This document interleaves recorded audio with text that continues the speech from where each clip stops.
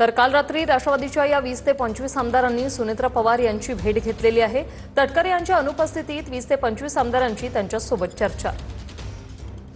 या संशयाच्या भोवऱ्यामध्ये जसं इतर विरोधीतले किंवा महाराष्ट्रातले इतर पक्षाचेही लोक समजा संशय घेत असतील, आमच्याही पक्षातल्या सगळ्या आमदारांनी काल मागणी केली आणि आज मुख्यमंत्र्यांकडे त्याच्या संदर्भात जाणार आहोत। आज सगळे आमदार जाणार आहेत मुख्यमंत्र्यांकडे।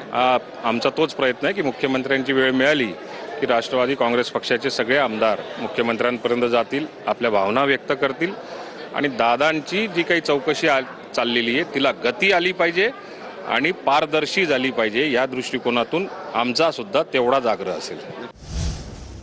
तर राष्ट्रवादीच्या आजी माजी आमदार पदाधिकाऱ्यांमध्ये नाराजी असल्याची सूत्रांची माहिती। अजितदादांच्या निधनानंतर पक्षात लवकर निर्णय होत नसल्याने नाराजीचा सूर पाहायला मिळत असल्याची सूत्रांची माहिती।